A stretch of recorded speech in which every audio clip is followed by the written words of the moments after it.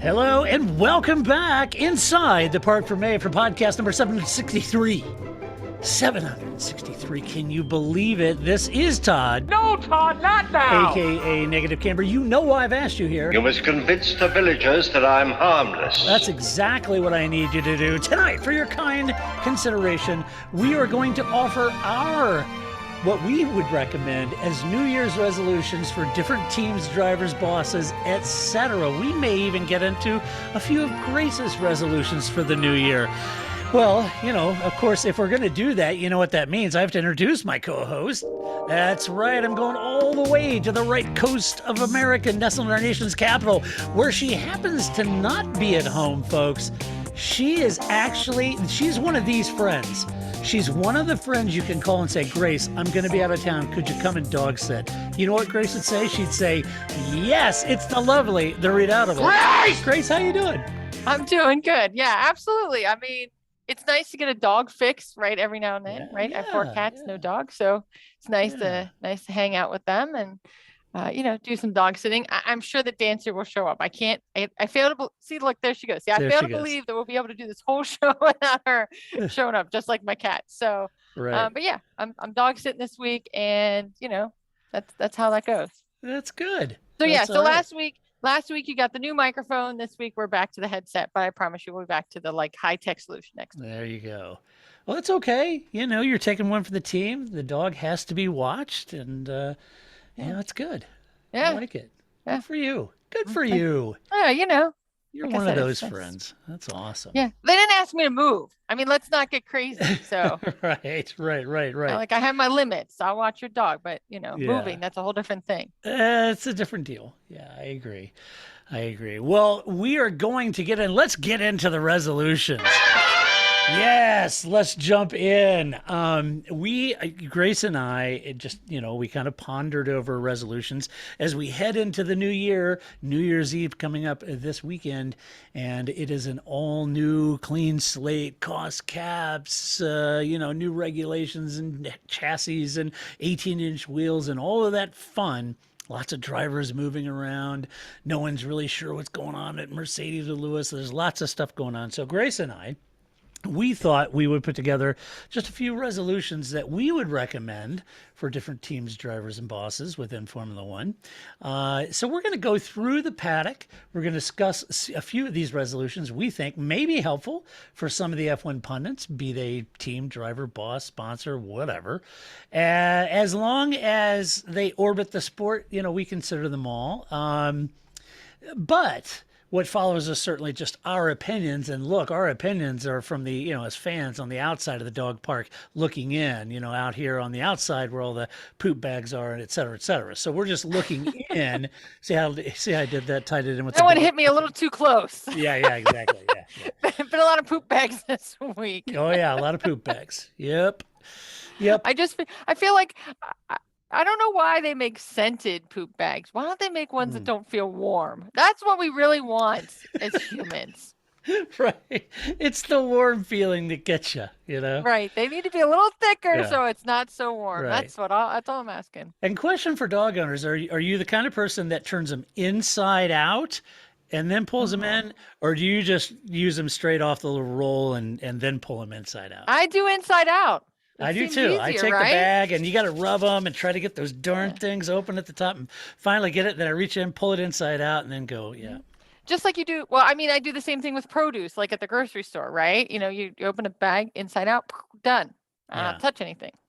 And I'll tell you another one of life's mysteries on our four-legged furry friends is with cat urine. My gosh. This isn't going to be good. Where does the ammonia come from? I don't know. It the wasn't worst. ammonia when it went in. I have no idea. You think they're chugging it like it's whiskey or something, like they're just in the corners all together know. drinking ammonia. I don't know. It's like they're down there slugging Clorox or something, It's the worst. Wow. It is just the worst. And you get it and the clumping and this is the whole dog and cat defecation podcast. But anyway, it's Welcome. welcome. I'm glad you've tuned in to We the can talk Poop about podcast. kids too, if you want. I mean, right? I've been down Everybody- that road twice, man. I could change a diaper like that. I could do it Always one-handed. fun. Yeah. Yes. See, And that's I the got good skill. at it. But Yeah. anyway, it was, yeah, it's I don't know. I don't know where they store it. Maybe it's like mm, cows, like how cows have a second brutal. stomach. Maybe they just Yeah, always have like a space for it. I don't know, maybe. but it is terrible. There's no way Yeah. around it. Whew. Brutal. All right, Grace, let's get in some resolutions, shall we? I'm going to start at the top of the pack. So Sure. let's just get in and tackle Mercedes. I just thought this would be good. We'll start there. Now, first up, a possible resolution for Lewis. I just think the guy needs to take a little time here, decide what he's going to do. 5 cleansing breaths. Yes. Take a moment, right? Take a moment. And look, I've read all of the reports of him unfollowing everybody on his social media channels, and he's having like a social media tantrum and a meltdown, and he's silent and hadn't said any things, and that's got fans, quote, worried sick about a guy who earns $50+ million a year. And, you know, And has an Angela. yes, I want an Angela. This is my yeah, resolution, right? Like right. I Get need an an Angela. Angela. I need an Angela. Everybody needs an Angela. Right. I just think how much easier would that be if we all just had an Angela, right? Yeah, I mean, look, I get it. He had a crap call. I get it in Abu Yeah. Dhabi, and I understand that. Right. Totally get it. But I think Lewis's resolution really should be, and maybe this is what he's doing right now, is being introspective. I don't know. It's like unfollowing everybody. It's like passive aggressive, and that's fine. Whatever. However you got to cope. But I think Lewis's resolution should be to determine if he still has the willpower, drive, and passion to continue and try to break the record for championship titles. Is it even important to him at this point, as he views many, many other aspects of his life outside of racing, right? Is it still important? You know, sometimes occupations change. And sometimes, you know, he's been doing this since he was a little boy. Yeah. It's what Nico Rosberg said. He's been doing it for so long, and winning the titles what he wanted to do, and he quit. And you wonder, you know, the motivation for Lewis, is it still there? And I feel like, is it still fulfilling for it, or is it simply a job? Could he find more pleasure in life with a different salary level and a different occupation? I don't know, but I feel like this downtime, at least, that should be his resolution: is to really take himself, you know, back a little bit, take a deep breath, don't listen to all the white noise and all the crap on social media, and just say, is this still important to me? Do I want to do this? Do I have the passion to still do this? Or are there other areas in my life now that I'm late 30s that I really would feel more fulfilled in, you know? Right. And you know, that way, you know, because this is his personal decision. It has nothing to do with his fans, the team, or anything else. This is about Lewis, and he needs to think that. And if he feels like, you know, yeah, I feel like I got screwed in Abu Dhabi. I won an 8th title. Right. I want to hold that record. It's important to me. I'm passionate about it.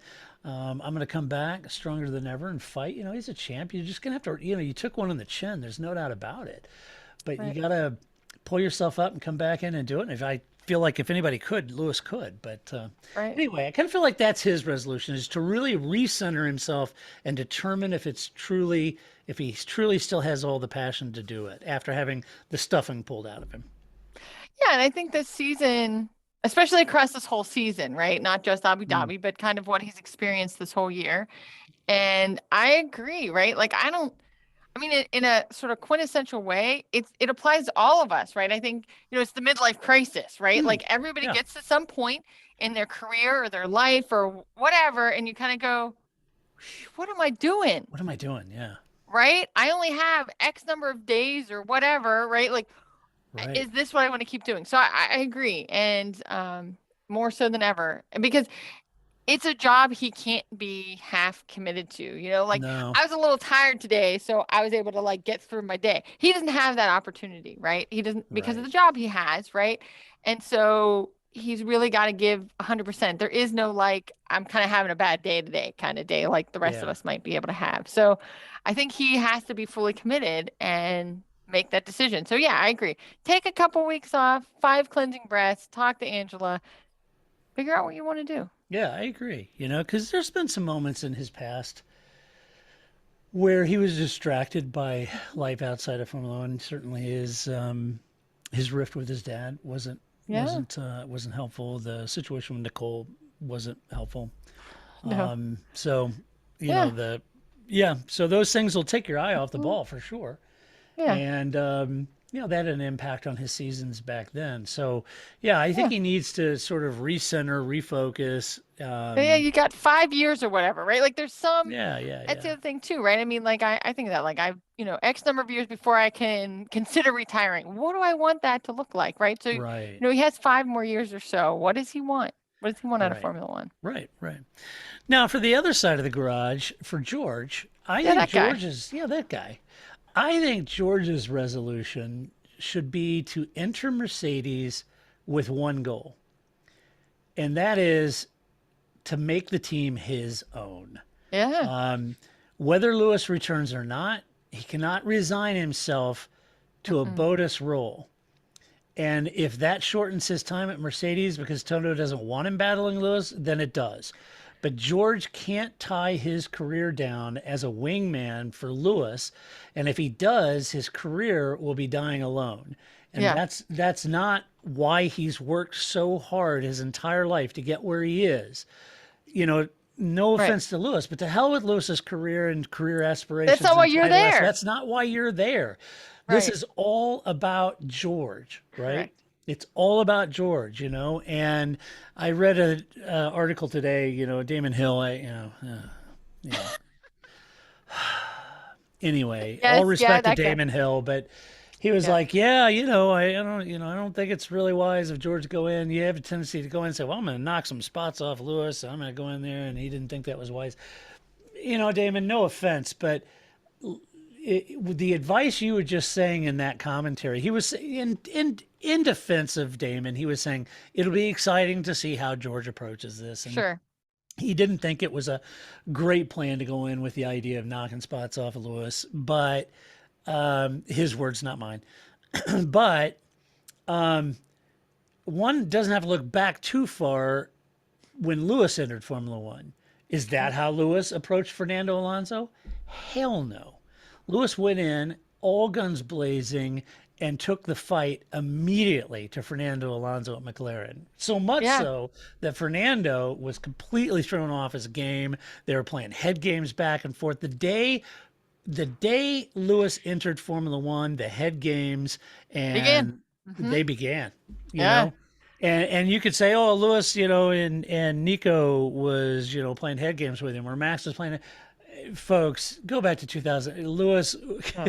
he was already good at it, right? Oh, And always, always. and there is that sort of thing, you know, beating your Mhm. competitor in the head first and on track second. And so he went out at Fernando hammer and Yeah. tongs. So, you know, if you're suggesting that no one else should do that to Lewis, I don't think so. Now, Mhm. having said that, Grace, Yeah. I would say that George should be reasonable about that. I think he should go in with the intent of knocking Lewis's feet off the desk. No doubt about that. He should Right. not go in there to fulfill Valtteri Bottas's role, right?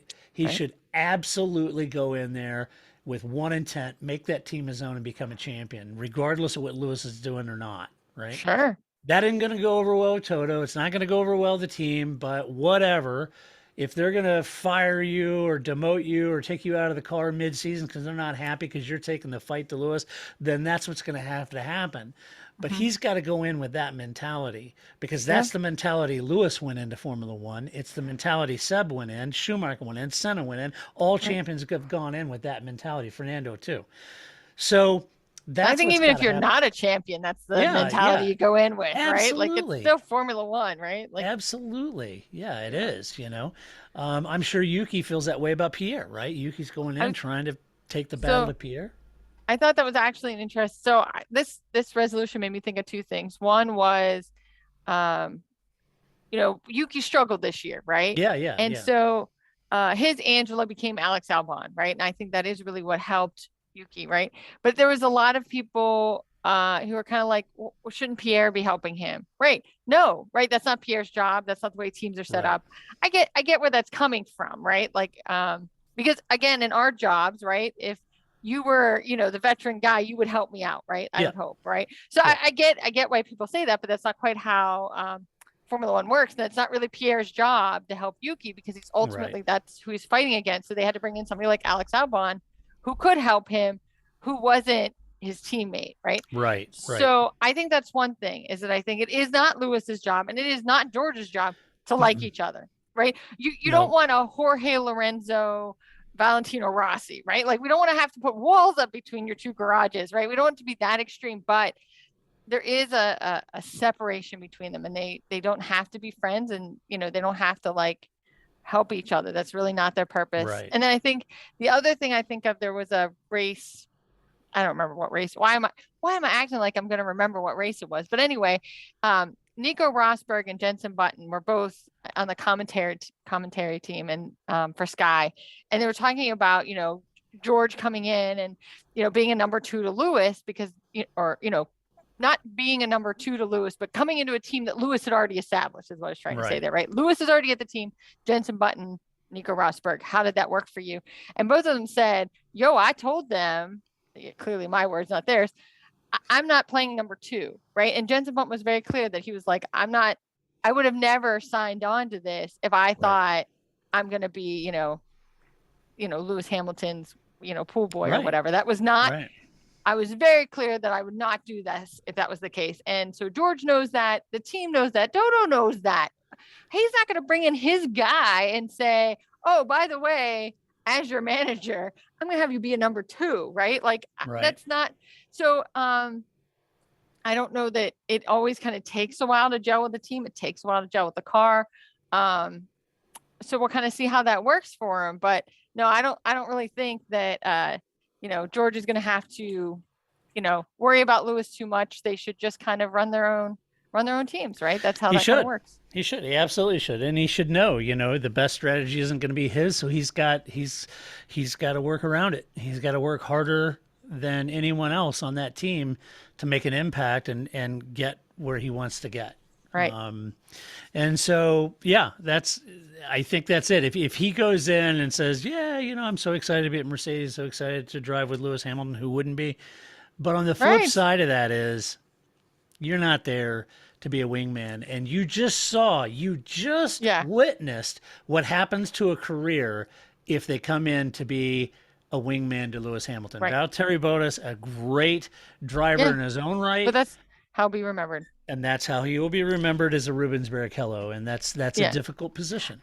And George knows this. Like, I think nobody he is the most effective, at this game. Through his whole career at Williams, as soon as he signed, like this whole year with Mercedes, he is very masterful at the PR game in a way that a lot of drivers aren't. So I agree. I think I don't worry necessarily about George, because he will know exactly how to play it. He's been doing it for a long time. He's got that. Yeah, hopefully he's not just all glassy eyed about being at Mercedes. I hope he goes in there with a mission, and gets it done. Because I would love.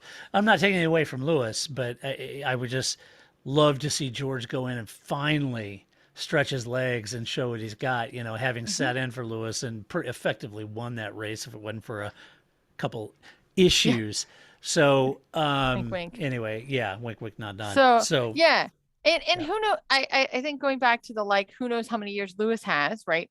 That he wants to race. Same thing for George, right? This isn't guaranteed. It's not like George is going to have a ride for 10 years and then he can spend a lot of time. Right. Who knows, right? And his championship bids start now. So he doesn't, he can't wait. Well, I'm sure the thing is, George, look, just support Lewis. He's going to drive for a couple more seasons. That'll give you, a chance to get your sea legs. You can learn a lot from Lewis. Did Lewis go in thinking that he was going to follow Fernando around and learn a lot from? Hell no. He went in there and said, I can blow a 2-time champion off, and I can put him in the weeds because, I'm Lewis Hamilton. And he did a great job of it. That's what George needs to do. So, all right. And then finally on Mercedes for Toto, Toto's resolution in my mind should be to shake off the disappointment of Abu Dhabi, but recognize that he has over 1,000 men and women to represent. Yep. And he has to consider and find what passion and drive the men and women of Mercedes have left, and build a brighter future around the new regulations, their new driver, George. He can't allow himself or the entire team to get hung up in the fence over Right. Lewis's incident, because the team are not simply there for Lewis. They are there for the team, Right. right? And it's just him not going to the FIA Gala to represent the 8th Constructor Championship. Just, I don't know, just it left a strange chord, it's like H sharp, in the key of H sharp. For me, I just, something didn't resonate with me on that. I feel like, just personally, I just felt like he needed to be there because that is his team. His team gave them the money and their 8th championship. And regardless of what happens, you've got to be there for that team who put in a Herculean effort from the very first race all season long. So anyway, I think he's got to put all that behind him and be a leader here. And I think the thing is that it's easier. Nothing is easy. It's easier when you're successful for everything to gel, right? Again, I think we've all experienced that. A team is great when the project's on time and everybody's just jamming. It's on budget. Right. And you reviewed this thing and I sent it to you and you reviewed it and you said, oh, great. I loved your comments. Right. That is an easy team to be on. It's a lot harder when things start falling behind or you're getting pressure from above or so hopefully this gives Mercedes the opportunity to reassess kind of how they work, because if you've had all these years of being successful, we don't know what's coming up for you here. So maybe this is a chance to kind of figure out how you all live together as a team when it's not as successful. You had a bumpy year at every turn. There was a bumpy year for Mercedes. So, now you've kind of figured out how to navigate that, because it is easier when everything is going your way to be a happy team. Yeah, I agree. How this team reacts to the adversity they faced is oftentimes more important than the actual adversity itself. Right. And so always hopefully they'll come out of it. Next up is Red Bull. The team, for me, I think the team's resolution is to put all of their attention on their chassis and engine program for 2022, because Honda is gone. Yep. And they're wading out into the deep end of the engine development and design program at this point, right? And so they clearly have a serious 1-2 punch in their driver lineup. But there were, some mistakes. And those need to be ironed out, and getting Sergio even more competitive is a key element to their success. And I think that's going to be important. So they've got this engine program that is in the very nascent, stages. Although they've hired, former Honda racing engine folks and got their own program, but still, it's not like they have these unlimited funds back at Honda HQ to develop this technology and keep it evolving that they've had before. So they're going to have to do that development. And with a cost cap, it's going to be critical that they have the tokens to spend on the areas that they need them. So having the chassis fast out of the box is going to go a long way to allowing them to develop that engine and other key components that they need to take the fight to Mercedes. So the onus is really on Adrian to nail it out, knock it out of the park, get this chassis on song super fast out of the box so they can really worry about that engine development. So I think that's for Red Bull's resolution, is really focus on that engine reliability, stability, development through the season.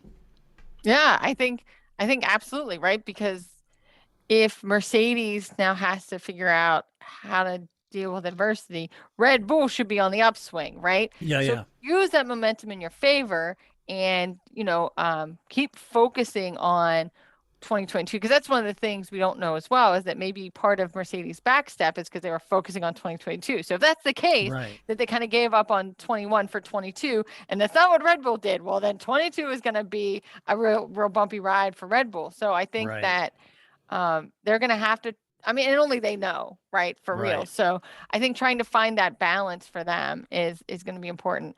I did have an actual resolution for Red Bull, and it's not really a resolution so much for Red Bull as I think it is for myself. As I mentioned in the last podcast, I'm going to try my best to appreciate Max Verstappen this season as something more than just a more talented Pastor Maldonado. I'm going to try. I'm not sure I'm going to succeed, but I'm going to try this year to not be, I'll be a little more honest, be a little less critical of the more talented Pastor Maldonado, and we'll see how this year goes. Yeah. Well, you remember, if you've been listening to the podcast since Max has entered Formula One, you remember we used to call him the plucky teen Max Verstappen. That's right. So when he joined, so he's come a long way. Yeah, that's a Yeah. good resolution. Okay. Let's jump to your team, shall we? Sure. Let's jump to McLaren. McLaren was there for most of the year, but they fell behind in the development game. So the resolution for 22 might be to find the resources within the cost cap to continue that development to battle Ferrari for best of the rest. That's a tall order, and it's much easier for me to just say that than it is to do that. But it's really what kind of hung them out to dry. They had a couple outstanding, performances in last year, and that's great. But it's that development war that really they started slowing down. Now, one could argue, like you just said, Grace, it could have been that Zach and team and Andreas sort of slowed that development down because they're really focused on 2022 as a lot of teams were. Look at Haas, look at Alfa Romeo, those teams, trying to focus their resources on 2022. So they didn't pour a lot into this season, which is unfortunate when you've got a big regulation change like this. Right. The year that precedes the regulation change kind of suffers because the teams really kind of hold that cash back to really focus on 2022, and you get sort of a phoned in year. Now, that's from a development standpoint. I'm not suggesting that 21 was a boring phoned in year. It wasn't. It was exciting because, as a longtime viewers of Formula One will know, that the longer those regulations are established, as those get longer and longer in the tooth, the more competitive the field becomes and the more everyone closes up and the more good racing that comes out of that. And it usually lends itself to veteran Formula One fans saying, don't change the regulations so frequently. Let them gel out there, let them mature, let them get long at the tooth, because there's this sort of equilibrium that comes with a long set of regulations, and it leads to exciting racing right before they change the whole regulation. Right. Yeah, we've seen that several times. So I think for McLaren, that's one of the things. The other thing is Lando's resolution has to be consistency, I think, from Saturday to Sunday. I think that's always been a little bit of a challenge for him. He was terrific in 2021, and improving on his consistency from qualifying to the race is going to be a big move for him. So I feel like Lando is getting all those right pieces in place. You had a guy like Dan come in. Dan is world class. And Lando didn't flinch. He upped his game, matured overnight. And I mean, this season, he showed me this guy is a complete racer, regardless of his age, And so I think Lando's building his inventory, putting the right pieces into place. Now it's really just fine tuning that racecraft where that qualifying is equal to the race pace, and that he always had to engage, well, not always, sometimes, several times, he had to engage in heroics because his qualifying was, he left some on the table in qualifying, and then he'd have to engage in heroics during the race, and sometimes you'd push it a little too far or whatever it might be. I think if he can get both of those balanced, that's good. Got to be a good resolution for him. I think Lando's in a good place in that sense that, if you just takes a little more training or something, right? Like, I think he's in a much better place to continue this upward swing and to continue the success that he's been having. You're seeing like you're saying, right? Each year we're seeing more progress out of him and more gelling with the team, and the team has clearly shown that they support him, and he's dedicated to the team. So I think that he's in the best, definitely at McLaren of the two drivers, but he's in a really good place right now. And I think that if he can just continue to work on it and continue to be consistent and continue to find, where he can get a little here and a little there and improve his own physio and all those kind of things, I think he'll do good. I think that he's Yeah. close. Well, I think feel that's like good. the jump he made from 2020 to Yeah. 2021 was massive. Yeah. And if he has another big, I mean, because I think Lando is there. I think he's Yeah. there. I think he's battling for race wins, podiums, and everything Yep. else as long as he got the car. And I think he's there. I think Mhm. he and Pierre are both there, on par with Yeah. Charles and Carlos. And so I think he's there. He's not Mhm. the plucky teen who's got a little ways Right. to go. That's right. He's every bit the superstar that people treat him. For Mhm. Dan, I feel like his resolution is to really get on top of this car Yeah. in 22. There were moments of great driving, but he never did seem comfortable in the McLaren. No, If right. the car was that challenging to drive, I guess maybe for me, the interesting issue is that he struggled so much to alter his driving style to accommodate the car. So, having a more friendly car to his style is going to be critical. So Right. I would think that him being involved with the team and that design and trying to get that car in a way that kind of it doesn't necessarily even have to flatter Dan's driving style, but just be a little closer to what he Right. can work with. I think is going to be important. He got handed his backside by Lando. And I think most people have some deference for that because, first season, it's a completely different car. Carlos Sainz said it was a pretty tough car to drive. I think Dan struggled with that. We saw him sort of start to get on top of it with his victory. Mhm. Started to have some flashes of the Dan Ricciardo that we all Right. know. That's all good. But I think that's his resolution is to get squarely on top of that car. Yeah. I think that I was just going to do a visual, but I realized, right, some people can't see that visual. But I think with Lando, we're seeing, we're seeing these peaks of podiums and that kind of success, but it's mostly up. I think with Ricciardo, it's mostly down with a few peaks, right? Hmm. And so they're kind of on the opposite side of each other, and they need to both be in the upside Yeah. of this. And so I agree that, you know, I think that Ricciardo has more work of the two to do, and but he's got a year. I mean, I think your first year at a team is always hard. Yeah. They're unable to, midway through make the changes that he'd want, but now they're more able to make the car for 22 fit him and his style of driving and what he and his engineers would want. So I would Right. expect 22 to be a better year for him. Yeah, I think from Andres' standpoint, his New Year's resolution should be getting Dan at the top of his game and Right. get him comfortable in that car because this, Grace, should be one of the best driver pairings on the grid, It should period. be. Get that Bar none. constructors championship. Yeah, it should be That's right. absolutely one of the best driver Mhm. pairings on the grid. Yep. And he needs both drivers feeling completely at home in their cars Mhm. and running nose to tail. Yep. So I think for Andreas, it's I think he had some deference for Dan in his first year there, but I think he's got to get Dan completely comfortable in that car and get him heading in the right direction because that should be a daunting driver pair. Yep. I agree. All right, let's move to my team, shall Mhm. we? Yes. We're going to talk about Ferrari. Carlos quietly outshone his teammate through consistency and keeping a calm head.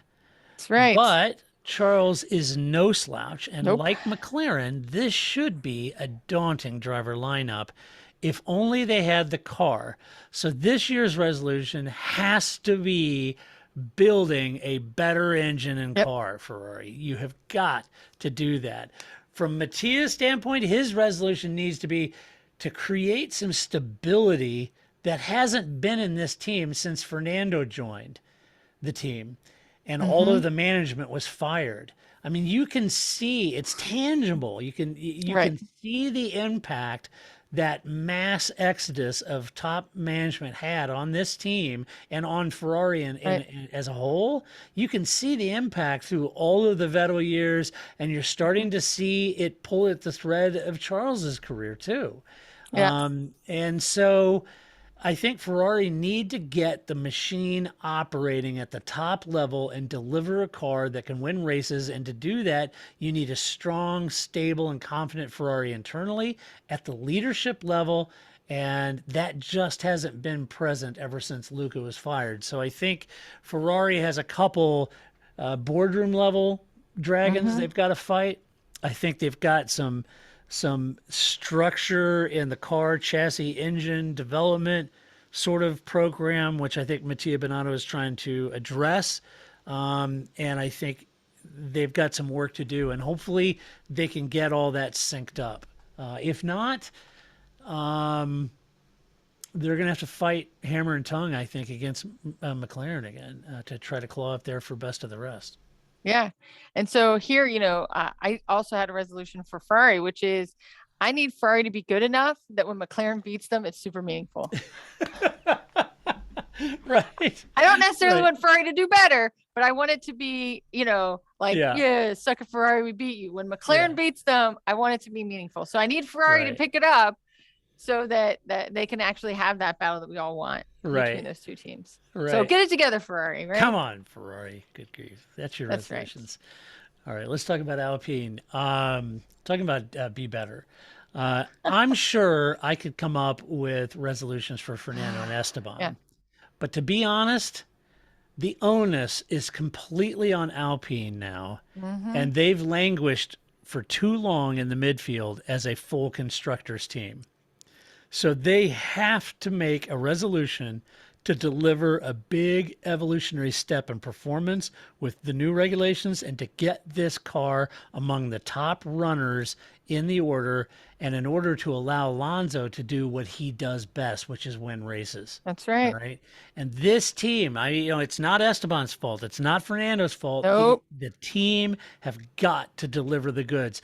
Ever since they come back, we kind of like, okay, well, give them a year or two, okay, so it's a 3-year program to get back to the sharp end of the grid. Well, 3 years come and gone. Now it's 4, now it's 5. Guys, you have got to turn this around. Yeah, you have got to turn it around. Yeah. Because I don't know that the CEO of Renault is going to put up with it for very much longer if you don't. And we've all been there. Yeah. We don't need people going out in suitcases. So I think that they need to pick it up. And we can blame Esteban for his inability to shoot free shots, even though he's like 6 feet tall, right? Like you're the tallest guy on the grid and you can't sink a basketball. That's his fault. He needs to work on that. But I agree with you, right? You have clearly two talented drivers. We've seen that this year, right? You have a race win, you have a podium, like you got it. We all know that. So that has to be your priority. And I think the other thing too is that I don't know how long Alonso is going to stay in the sport. And he is a treasure trove of knowledge, right? He's been at such different teams, use that, Ferrari and McLaren knowledge and, just really, and the other series that he's racing as well to kind of, and McLaren, and to kind of help that to build you as well. That, that guy is like a walking treasure trove of knowledge. And so you really should take advantage of that too, because I don't know how much longer. He's not a spring chicken, as they say. So, at some point he's going to be done. Squeeze as much knowledge out of that as you can.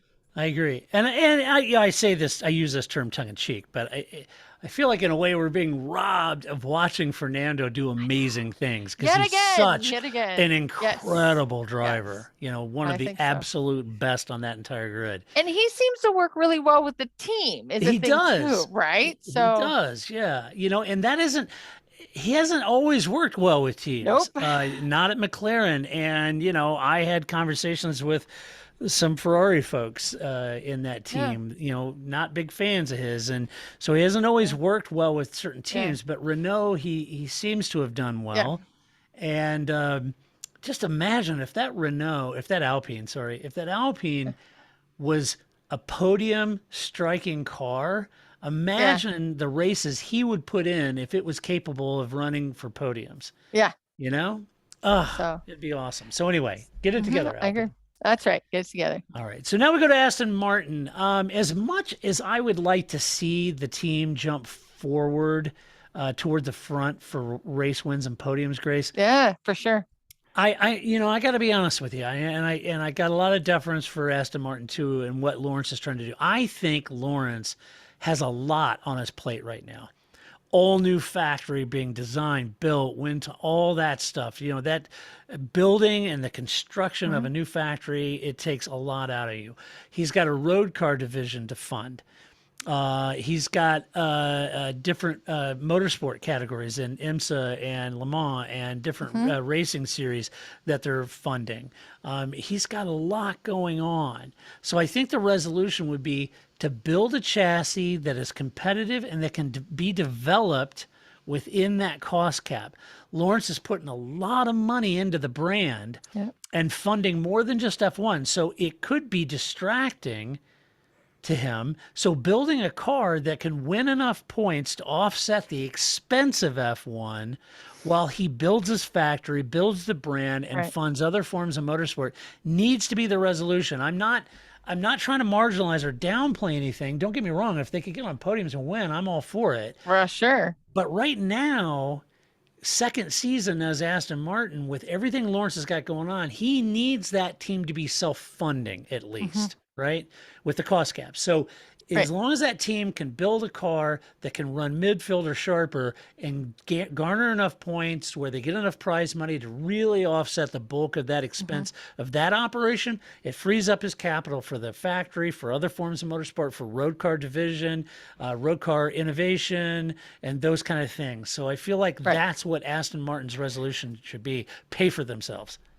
There you go. I think that's good. And I think here's another place where, bring Vettel for all the information you get out of him. And Yeah, he's not as old as Alonso, but also not a spring right, chicken. So what can you learn from him as well, having been at right. top teams? What does Red Bull have that he could share with you? Or what did Ferrari have? So I think that and I've warmed up to Lance Stroll, and I think a lot of people have. I think that you know, he is still daddy's cash, but not quite as bad, right? Like I think we're seeing him as a driver having some skill, and that's going to He's help the Lance team a too. lot. I know. So, but I think we all have high expect.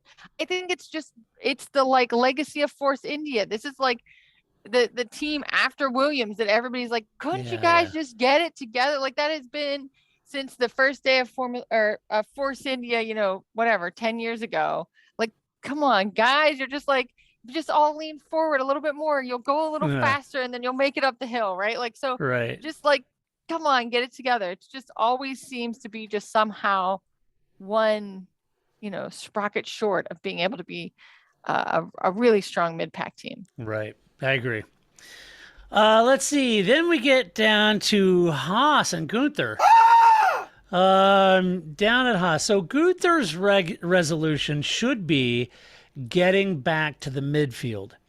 He's had a year of trundling around at the back due to a lack of resources, but with the cost cap now and the big Russian investment, Mm-hmm. the team need to field a competitive car to get them off the back of the grid because I Yeah. fear they won't be on the grid for long if they don't.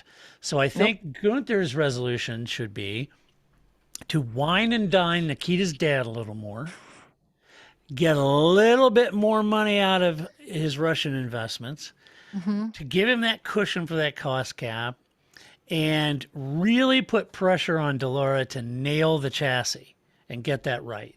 Because if they don't get that right, it's going to be another tough year. Yeah, for sure. For sure.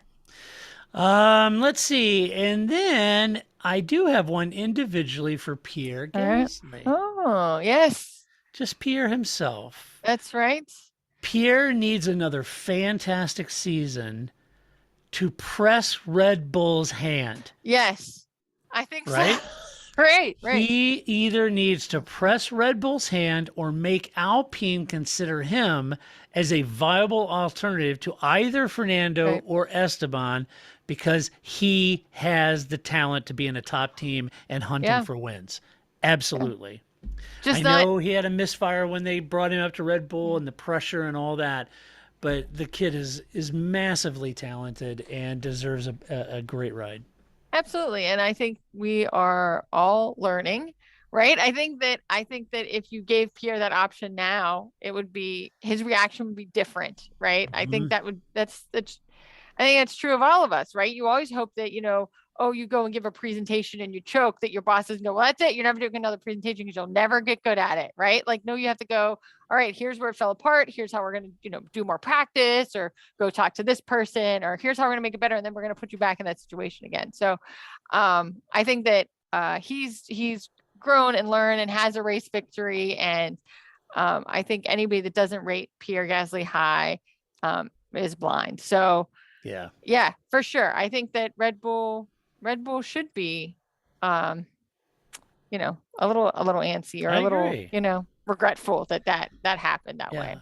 And it's a tough position for Red Bull to be in because they got Sergio, Yeah. and Sergio is no slouch. And is there any reason to make the move? Well, number No. one is you would probably pay Pierre less money than you're paying Sergio. And I think that Sergio works well in the team ethos, which He is does. where I think that Gasly didn't fit. He doesn't fit that ethos very well. Right. Yeah.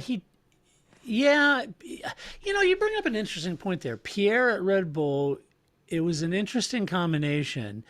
I don't know that he ever felt totally comfortable there. And I think that's why he struggled, because I think maybe, you remember me mentioning about George Russell. He needs to be careful and right size the expectations. He very much should go in there looking to knock Lewis's feet off the desk and do whatever he can to Right. do.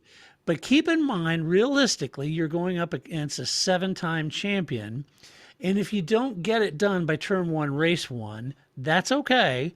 Right. Measure it out and make your attack. And I think Pierre went in instantly measuring himself against Max Verstappen, Yeah. which was always going to be a very difficult situation. I think Albon did a little bit of the same. So, yeah. And Sergio is a great fit. He's a great driver. He's irascible. Max's performance isn't rattling him.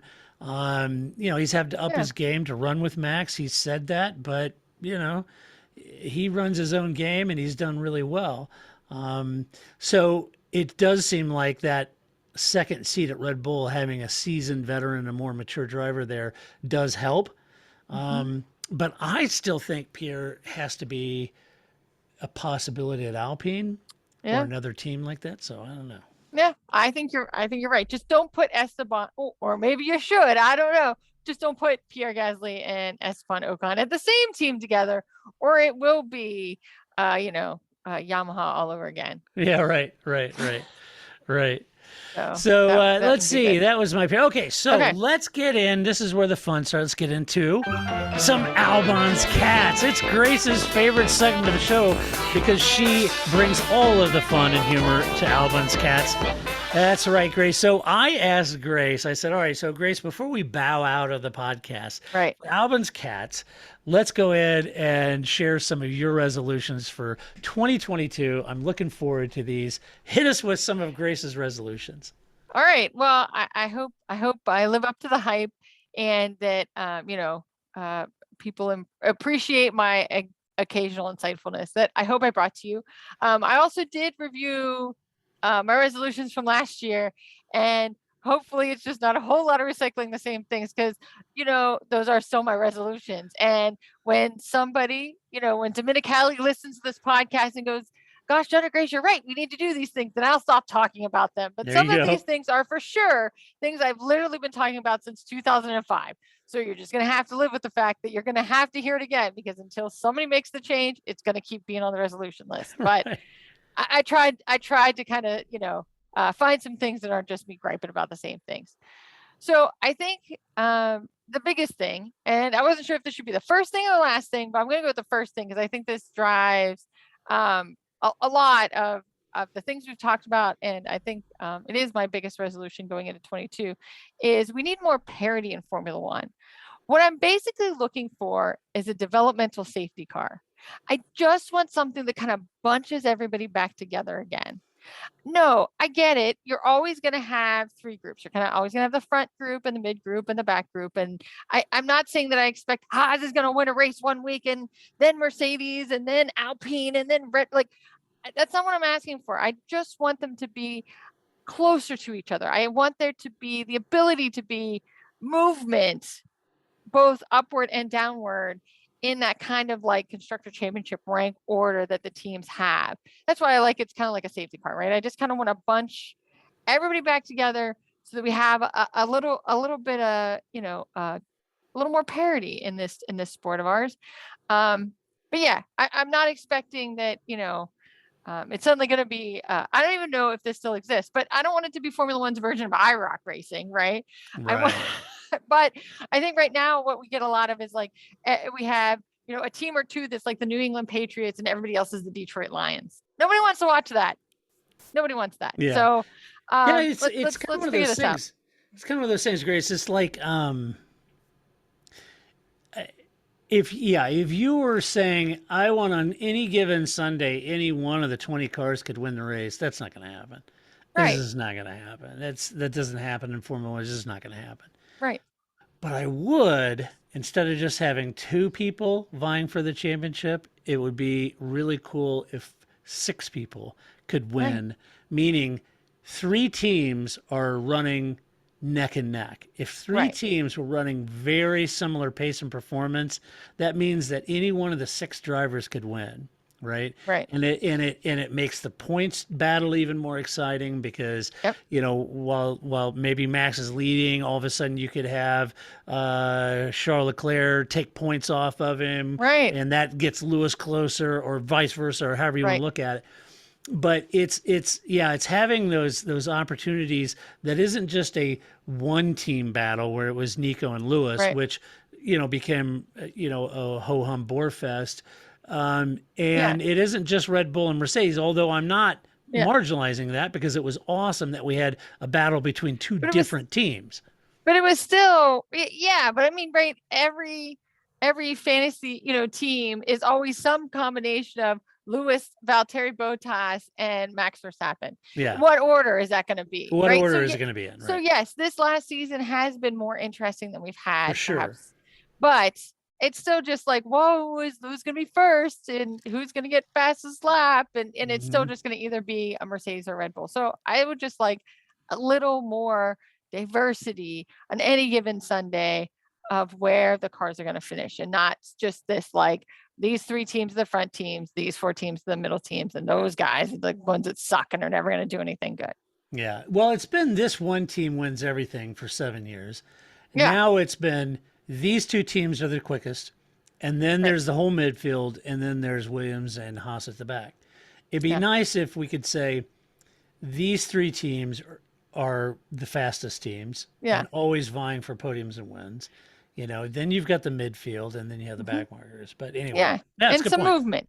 That's what I like. So I think that's my biggest resolution of all, and that's kind of my hope for 22. I hope that's what we're doing. Yes. I think my next resolution, we already know isn't going to happen, but again, I'm adding this to the list. I think we should have no more sprint races or 3 additional races at Brazil. That's it.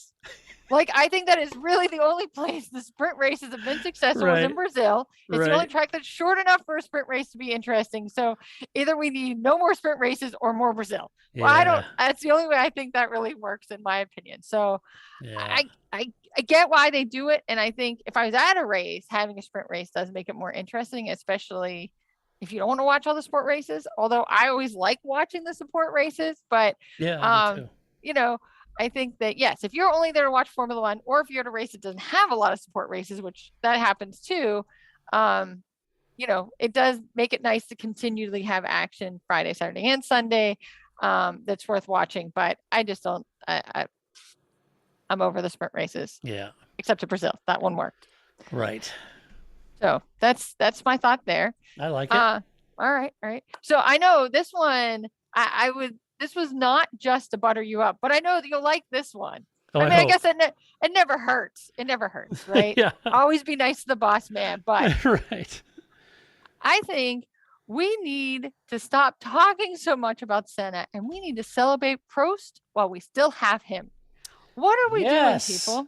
So this really comes from, I watched an interview. Well, this part will make you less happy, but I watched an interview with Nico Rosberg and Alan Prost. And it was interesting because they're kind of in the same much like I talk about how Pedro de la Rosa and Damon Hill remind me of each other, there's Right. some similarities between kind of Prost's racing career and Nico Rosberg's racing career and how they kind of talk to each other. And that it was like an hour interview. It was really interesting, but it was just like, I get it that some of it is Prost's personality, isn't necessarily, kind of like the big flashy guy, but he's in the pit lane every week. Why do we never talk to him? Right. Like, so this is a doable thing. We need to be celebrating Prost while he's still there and every weekend. Go talk to him for once in a while, right? I know. There was a really good book I read. Why are we still here if that's what happened? Well, I wrote, let's see, my 5th book was about Prost. No, I haven't written a book. I could write a book and my own family wouldn't even read it. I read a really good book called Senna versus Prost. And I'll tell you why I liked it. Now, everyone can see over here. So you see what's on my wall there, the Senna poster, right there. So yes, of course, I thought Ayrton was awesome. I was a huge Senna fan, no doubt about it. But I was a Prost fan in the 80s. And as much as I love Senna and that battle was epic, there was something that just kind of resonated about Prost. And I think it was because when I was real little, I was a little boy, and for whatever reason, I gravitated to Jacques Lafitte. I like Jacques Lafitte. And so when Jacques Lafitte left, then Prost came in and he was like, oh, it's another Frenchman. He must be like Jacques Lafitte. So anyway, I liked Prost. But throughout history, the one thing that kind of grinded me a little bit was that every hero needs an anti-hero, and so many publications and books and movies made, and even the Senna biography kind of made it out where Prost was the anti-hero and the antagonist.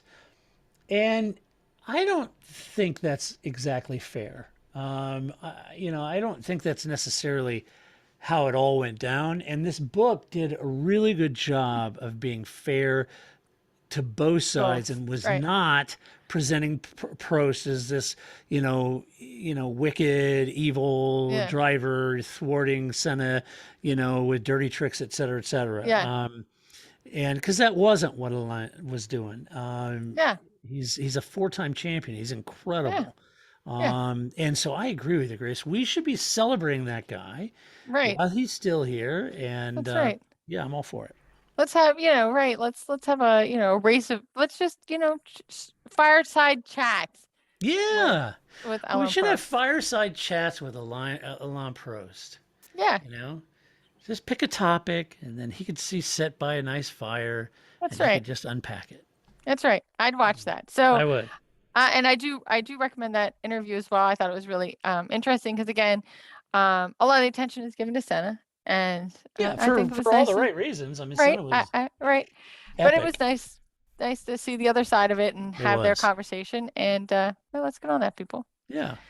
All right. So this one, again, I feel like this would be on the bingo card of Grace's resolutions because, again, this one has definitely been on since like 2005. When are we just going to have official customer cars? Why do we bother with this or, official satellite teams? Why do we do this well, Haas lives in my backyard, but they're not really a part of our team.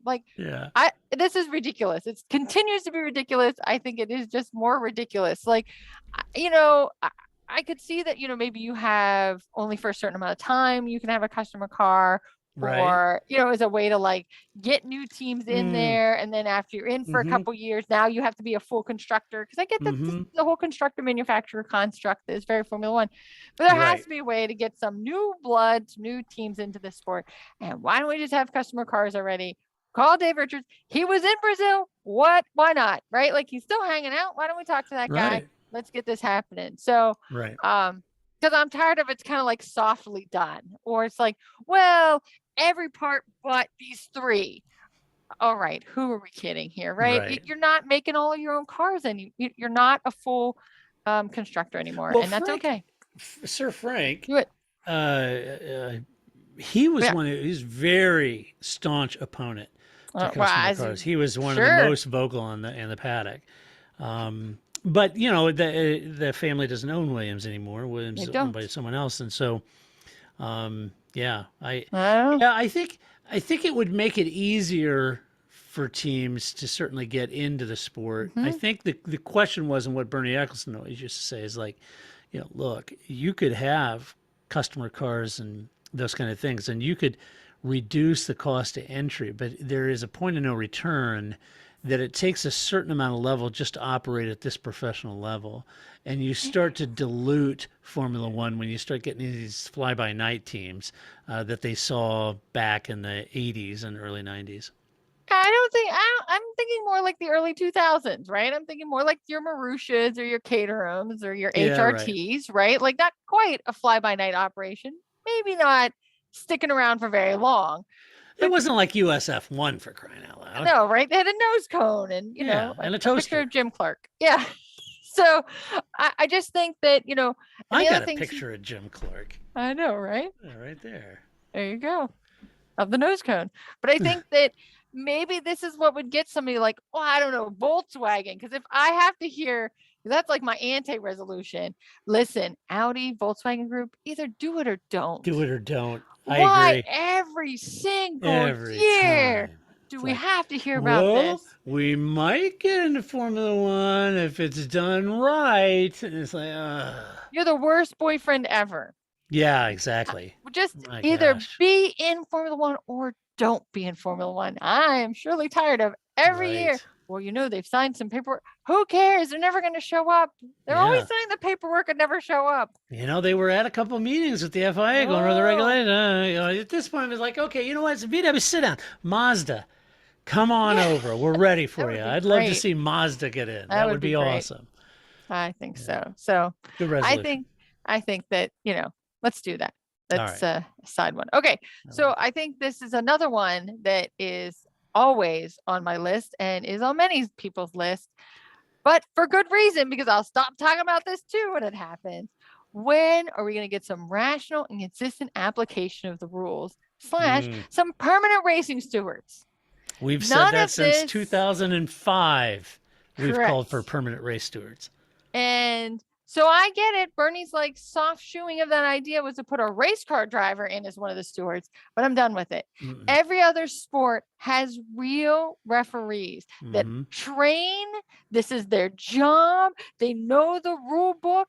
They know what they're doing. They're actual referees. That's what it says on their resume. Referee Right. every week, right? This is what we need in this sport. And if this last season didn't show it, maybe nothing will. Now, Right. here's where I think I'm going to try to take this to the next level. So I think that not only do we need permanent race stewards, but why do they have to be at the track? I mean, Michael Massey is there, but he's sitting in a booth, right? He's not like sitting on the start finish line making decisions. He's in a booth at the racetrack. See, Grace, it's cost Why? saving right there. It's like the NFL refs who are back in what, New York? So, right. So I went with, let's put them in Secaucus, New Jersey, which is where the NBA puts them. There right? you go. So you have your 3 refs on the court, and then you have the one, you have the people that watch each game in Secaucus. And so let's send all these refs, these race stewards to Secaucus, New Jersey, or Monaco, or wherever you want to send them. You can have multiple locations because, right, it's a traveling sport in a way that basketball or football in the United States isn't. Pick a spot, set it up, put your stewards there. Watch it on a monitor just like the rest of us do, which is what they're doing, just in a room trackside. They're not sitting trackside watching it. They could have people, because the reason why the NBA uses Secaucus is those people actually are editing the film. So once the refs make a call and then they walk over to the monitor, in that in-between time, somebody's edited all those views in that film form, so they're able to quickly watch it, right? Nobody has to like rewind, fast forward. Oh, you went too far, Todd. Rewind, fast forward. Oh, we'll just watch it, right? Like it's already there queued up for them. So you could have that too. You could have somebody that's doing the editing for them. So that's one thing. Let's Secaucus, New Jersey, put all the race stewards there, make them permanent, and then we don't have to deal with this anymore. They don't have to be trackside. And then I think the other thing too is that have more, you just need an odd number. So something else we've always talked about was the idea that racing doesn't stop. So unlike stick and ball sports, basketball game, there's a foul. We stop the game, we watch the footage, I come out as a ref and I make an announcement. Racing doesn't stop like that. So what you do is have more than 3 stewards or 4 stewards or however many they have. Because what you do is so you and I are stewards, we're watching it. There's an instance. All right, Grace and Todd, you now go watch all the footage for that. Everybody else go watch the race. Another incident happens. You 2 or you 3, you sort that out. Everybody else watches the race. Why do we have to have this limitation of just 3, 4 people? Try to do everything in the course of a sport, because if you have a heavy incident race, it just all starts to pile on itself, and they can't possibly make decisions in real time that way because they can't stop the racing. Right. So add more stewards. And if you trained them and had real, actual trained referees, this wouldn't be such a problem, because then they would have a consistent application of the rules. And so it wouldn't matter if it was Todd watching the first incident or Grace watching the second incident or Paul watching the third incident, because they should all have the same input regardless of which incident they're watching. Right. There you Problem go. solved. Problem solved. So, you could do it remotely. It'd be less expensive. Yeah, right. Have a couple locations. And even if you wanted, and I guess, if you want to have the I always call them the ambassadors of Ireland that end up being the race stewards at any given week, because it is this reward for people that voted for the president of the FIA. Fine. Have your figurehead stewards, but have real refs in Secaucus, New Jersey that are actually the people making the decisions. Right. Okay. And so you can continue to have that. Yeah, and I don't know if they've changed it. I've not read it, but if you're newer to Formula One, the way that the stewards are chosen for the race is there's one former driver that the FIA invites, and the other 2 people are dignitaries from that local nation's motoring club. Right. That pays lots of money to be FIA members. Okay. So when they go to Brazil, it's usually a couple people from the Brazilian Motoring Club that is a member of the FIA.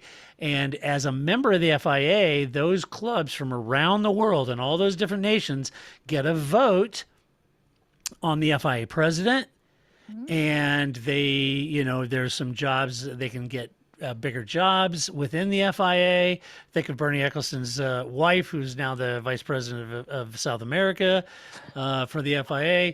So all of these things is politics, and that's why. So Grace and I, since 2005, we've said get a dedicated race steward group.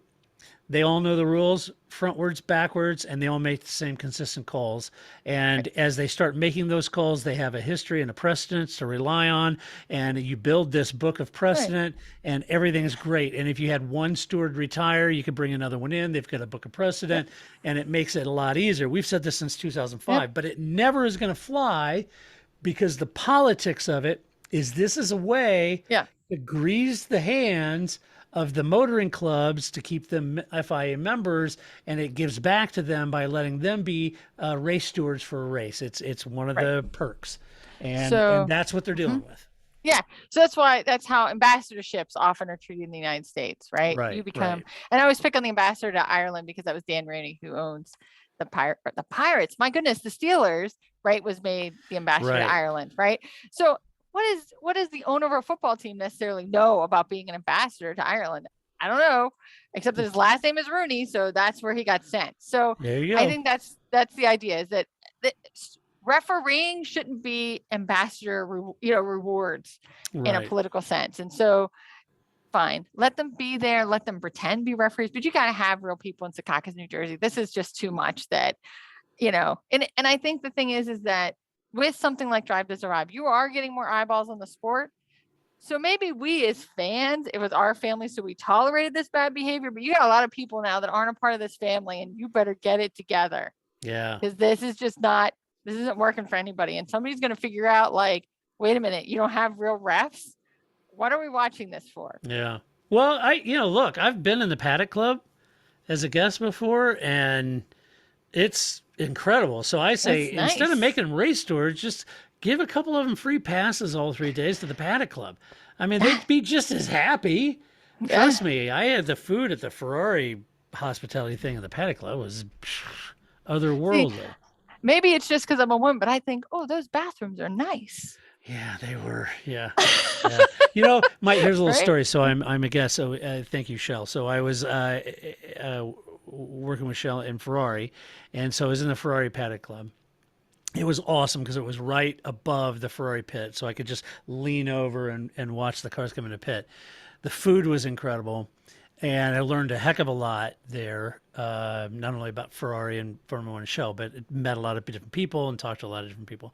But it came down to the day, and I was like, I gotta have a Red Bull. Where's a Red Bull? Well, Ferrari didn't have any Red Bull in the fridge, and so I'm looking around. I thought, well, hell, I'm in the paddock. I'm just gonna walk down to the Red Bull thing. So Right. I just walked down to the Red Bull part of the paddock club, walked in the front door, and there's these women there, hospitality desk, and they got people going in and out, and they're talking to people, and I see a little fridge over there next to the thing over there, and I said, all right, so I went over there, grabbed a couple Red Bulls, and I left. So that was my Red Bull stock for the whole weekend, was just going down to the Red Bull. Sorry, Christian. It's tomorrow. It's Sorry, tomorrow. Christian. That's right. Hey, the money I spent on Red Bull, you should have given me the whole refrigerator. That's right. So That's anyway, yeah, that's my paddock. So figure out I agree. another Figure it way out. to reward them people and get I some agree. real All right. refs. I All right. agree. So that was that. So maybe this next one should have gone under a conversation about Lewis Hamilton, but that is not where I put it. I think instead of all of us always going, did you see what Lewis Hamilton was wearing today? I think all of Formula One needs to lean into this. We need to think about the days of the Michael Schumacher Fashion Award. We need more fashion in the pit, not less of it. Lewis Hamilton shouldn't be the outlier. I know we expect too much of Lewis. I mean, yes, he's a shoe-in for the Lewis Hamilton Fashion Award every single week. But you're right. But everybody should lean into this. Right. And so I think that having NBA at Austin, right, this is the perfect opportunity for Formula One to start leaning into the fashion again. And you start wearing those crazy outfits that all the NBA players wear. And then we'll have more people to talk about, because much like Ron Dennis would say, it shouldn't be the rules that make, the top team come down. I need to raise my team up, right? That's right. Right? That's how this works. So I'm not saying we need to, make Lewis's fashion less. I just expect the other 19 drivers to start up in their game, and I want to see you all in something a little more fashionable. I guess AlphaTauri also is pretty fashionable. That's kind of their thing. Well, that's their thing. Yeah. So, but yeah, all you other schlubs, like, get it together. I expect to see a little bit more fashion from here on out. You've been told. Yes. And in a race weekend. weekend. That. Just shouldn't be Lewis. I agree. I'm all for it. There you go. So I have two more, and they're both kind of related in the sense that they're both kind of about Sky Sport and F1 TV and kind of the like fan experience, if you will. All right. So I think, and certainly it is because here that's what we get in the United States is Sky Sports, right? Right. So I don't know how other news outlets perhaps treat Formula One racing. So this is going to be very localized to them. But I think that when somebody says to me, hey, Grace, I started watching Formula One, they keep talking about this undercut thing. What is that about? You know what I do? I don't go look at Sky Sport content. I don't go look at F1 TV Sky content. I go to Chain Bear, or I pull some of our content where we've talked about it. I think that Sky Sport and F1 TV should be ashamed that people go, I didn't understand that until I heard Paul Charsley talk about it. Or they should hire Paul Charsley, one or the other, right? But I think if we're a podcast, or, Chain Bear is able to do these visuals, he learned himself how to do visuals of things, and they are, they're not high tech, but it is a visual that works and is what you need. And then you go, I didn't understand that at all. Now I understand that. Thank you very much. Thank you, Stuart. That was great. I now understand that. Why we don't get that kind of content either from Sky Sport or F1 TV, I don't know. Now, I do think F1 TV, I really like how, especially whenever they have Sam Collins or Craig Scarborough out there, I think they do a great job of trying to explain, which Scarbs has been doing for years, to the point that I didn't know what he looked like. I knew who he was. I knew who he was. I've read his articles. I had no idea what he looked like. He actually kind of looks like Phil Collins. But I think that what they got with Craig and Sam is great, right? Because they put up pictures and they're really trying to explain the sort of the, uppity bits and the squiggly parts and all those things that are important of a car. So it's not all for loss.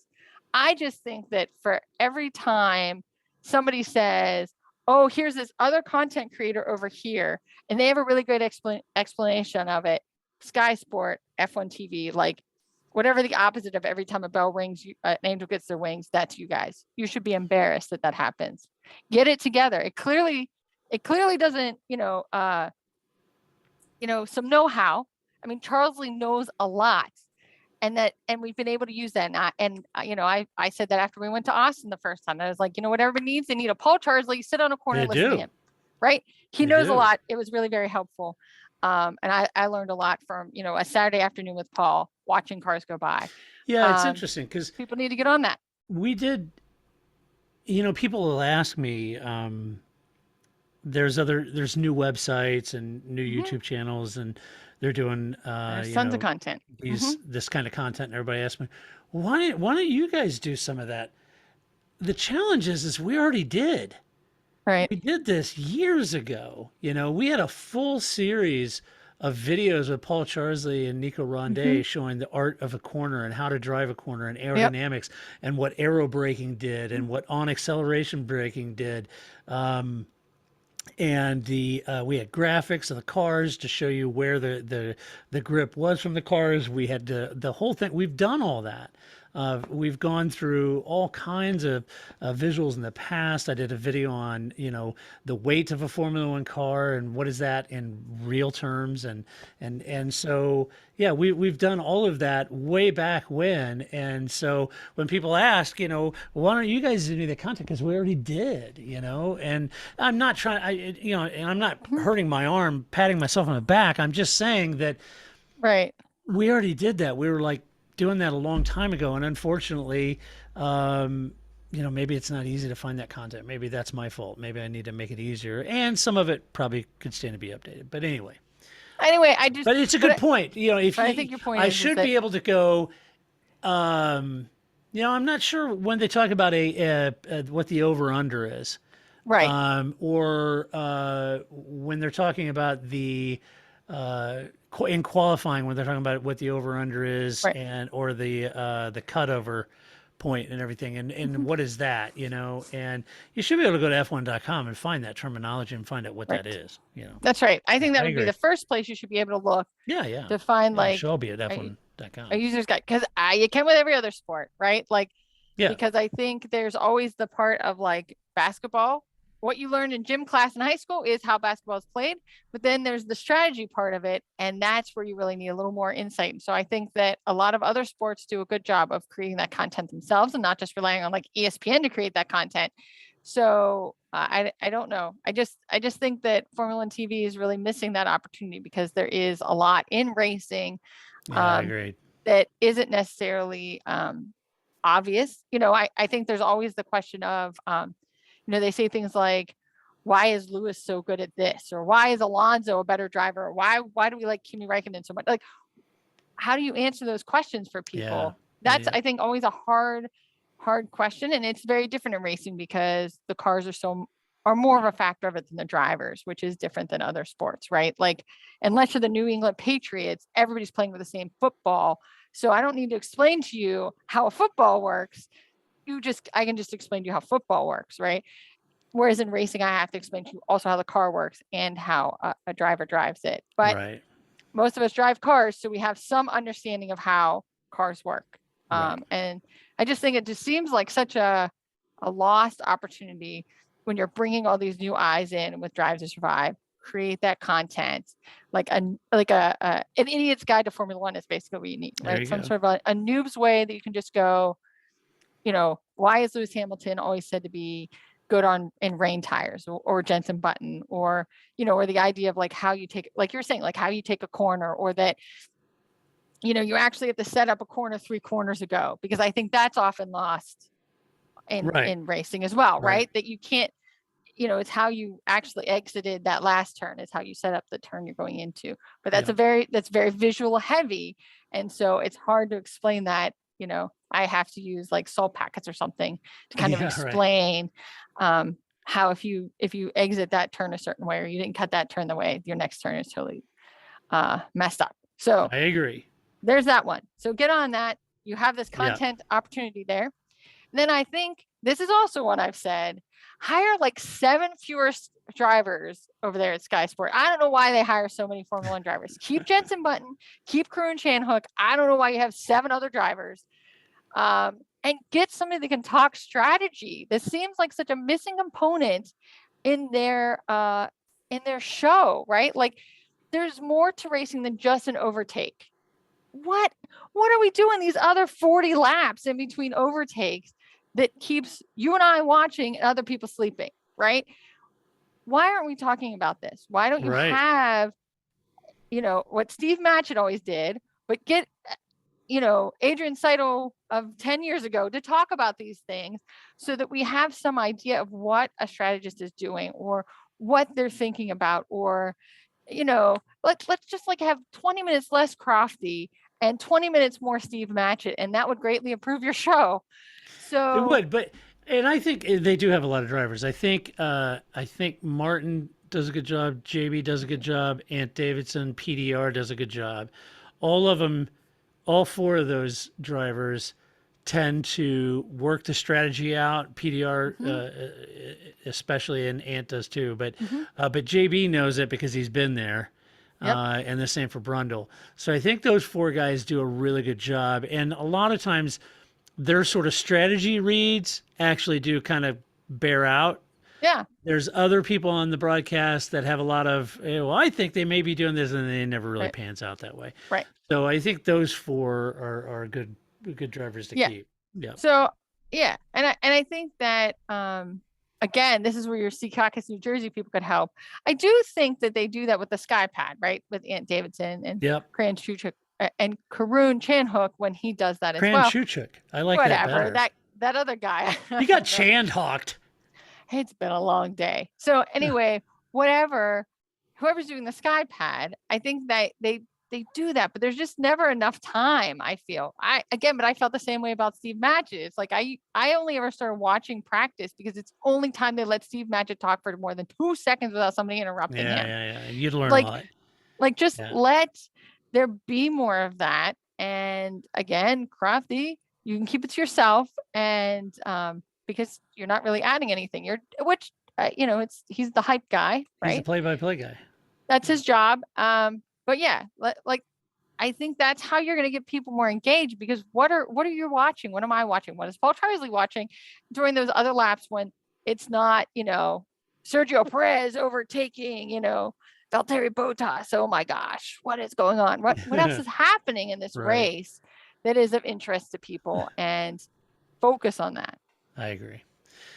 All right. Those are Grace's resolutions. Let us know what your resolutions are. I'd like to hear those. Let's do some quick mailbag before we leave. You've got mail. I got I got a question asked on our website from Miles. Miles asks, is there anything from F1's past that you would like to bring back to the sport? It could be a technical regulation like ground effects or automatic suspension, or on the rules side, different qualifying formats, etc. That is a great question, Miles, and I think it's a question that a lot of our listeners have a lot of different opinions on about what they'd bring back. Mine are pretty dog-eared. I actually would like to see multiple tire manufacturers return to the sport, and not just one other, but multiple. Yes. So you could have actual Michelin, competition. Pirelli, Michelin, Goodyear, or pick another racing tire. It doesn't matter to me, but it'd be Falcon or Toyo or Uniroyal for all I care. But anyway, multiple tire manufacturers for me would be really interesting, because those tire manufacturers start to align with the different teams, and then they come up with bespoke tires for those chassis, and it gives performance advantages, and it would make it a little more interesting. And we get out of this whole high degradation tire thing. Right. I'm just so tired of that. Or if that wasn't an option, refueling. I would like to see, and say, oh, no, it's too dangerous. Well, you know what? IndyCar manages it, and so does NASCAR. I think if those two series can manage to put fuel in a car during a race, I think Formula One can do it too. Yeah.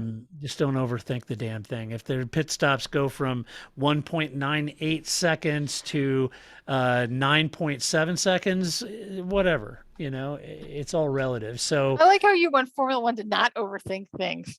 I know. It's just well, we've got these special jet fuel injection systems that Yes. inject 6,000 gallons per Doesn't minute. And NASCAR it's still like, just use a can? yeah, they use a can and it fills up Gravity, as man. gravity fed, and here's Right. Formula One with 32 million PSI systems and they're injecting the contents of an ocean through that car in a minute. And then of course it blows up and it catches fire and they overthink the damn thing. Use a gravity can, whatever. So anyway, refueling, or possibly at the end, similar to what Grace is saying with customer, but a much less expensive customer engine that all the midfield or lower teams could afford and be competitive with. There you go. That's what I'd like. I feel like my answers are the same, right? Of course, when I read this refueling, and I think we talked about this, it wasn't that long ago that this came up, and that I made the connection as well, that I think you have to have multiple tire manufacturers and refueling for it to really work. Otherwise, just refueling isn't going to make for a very interesting No, it's strategy, not right? just refueling. Yeah, because refueling, So- people say, well, what the hell? Refueling, that doesn't really do much. It can, and it's pretty interesting because if you have the right tire combination and chassis, you could short fill and pull out enough of a lead to make a 2 or 3 stopper. We saw Schumacher do that, but you could do a 2 or 3 stopper because you're short filling to reduce weight, gives you much more pace advantage. Or you could go long and fill that sucker up. And yeah, there's just it adds a lot more options. Right. And that is the greatest resolution of all. And after parity is more options, right? Get that strategist more options for how he can run a race. That would make Formula One better. And whether that's through refueling or cheaper parts or multiple tire manufacturers or some combination of those things, I want them to have more options because that's what's going to make it more interesting. Yeah, because I feel like we kind of hit the wall with the high deg tires sort of thing. The tires only have this amount of window that they're effective, and then half the teams can never get them in the window. And so you've got this amount of laps that they're kind of effective, and and then it's really all just down to the over undercut and covering on the pit stop. So, and people say, well, it was won or lost in the pit with the fuel. Well, that's kind of how it is now. And I kind of feel like, well, if there were more strategy options, right? I'm not just talking about, well, the soft tires, he's got soft tires and the other guy's got medium, so his can go 22 laps and he's got to change his in 16 laps. And, ooh, isn't that going to be amazing? Yes, it is technically for the teams. It's a nightmare to figure out all the different permutations, and they have computers, to do that. But for people at home, it's kind of like, I don't have the computers running simulations. I don't know what the hell, they're supposed to do. And for me at home, it would be nice to have multiple different race strategy options like short fueling, reducing weight, having a better set of tires, working better and a better grip level than another tire manufacturer or whatever it might be. Yeah. It starts to get some of these midfield teams a little more competitive. That's right. The strategists have a lot more up in their arsenal that they could use to win races or do well in races, apart from just waiting for the damn Pirelli to go off the cliff. I agree 100%. So I think hopefully, somebody just slides this podcast in whatever format that might happen to be across, Domenicali's desk. Yeah. And, he's going to say, well, no, they don't pronounce my name right. It's Stefano. I have no idea. Sorry. I just feel like I will never say his first name again. It feels such a, and again, I just feel like it's not as if we aren't familiar with him. It's like Jean-Tan. I know him. I know him. Right? He's not a new person. And yet I'm a Ferrari fan. I know who he is. We never had this discussion before, but now I feel like I have no idea how he pronounces his name. So I will just stick with that. But anyway, just slide this podcast across his desk. And I think we've solved some problems here tonight. Solved them all right there. Yeah, I don't know why this sport hasn't listened to us so far. I don't know. I don't know. I don't know. Maybe it's because we're only occasionally insightful. Only occasionally, but I think we packed a lot. I now for like the next 20 podcasts feel like I'm off the hook. Like I don't have to be insightful the rest of the off season. I think we could be completely insight into this one episode to last you some time. So the rest of the podcast would just be off the rails. Why not? It's like if you eat an extra serving of fruit today, that's one less you have to eat tomorrow, right? That's right. That's exactly right. That's how that works. All right. Well, let's get out of this podcast. All right. So thank you to all of our Patreon supporters for this past year. We could not and would not do this podcast if it weren't for you.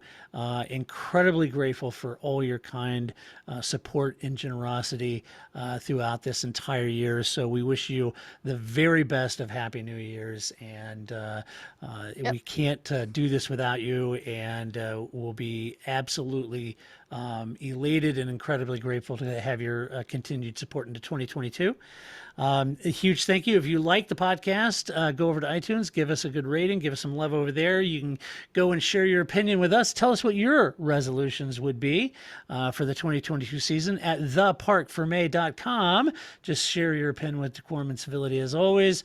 And you can catch this podcast now on YouTube at our YouTube channel. And because we're recording this, because you asked for it, my one resolution will be for our patrons. I want to try to, I had a great chat one Saturday with a bunch of our patrons. And so I'm going to try to set those up more regularly where we all jump on a Zoom call and we had a great chat about Formula One. And I really enjoyed meeting all of you. So hopefully we'll do that. Also, during the holidays is only the real sort of chance, because I have a day job and it's the only real chance I get to spruce up the website a little bit, make a few changes. And I updated our logo. And had a lot of people say, oh my gosh, I love the new logo. Put that on a shirt and I'll buy it. So just so you know, there's a new logo. And you can go to our website, theparcfermé.com. On the right-hand side, scroll down a little bit. There's a link to our merch store. If you're so inclined and you like the new logo, you can pick up a shirt with the new logo on it. So I've ordered mine. As soon as it arrives, you're going to be wearing it on the show for you. There you go. You're going to model it. Perfect. That's right. Perfect. Anyway, all right, folks. Until next week, when we do it all over again, this is Todd, a.k.a. Negative Camber, saying so long, Grace. See you next week. That's it, man. Game over, man. It's game over.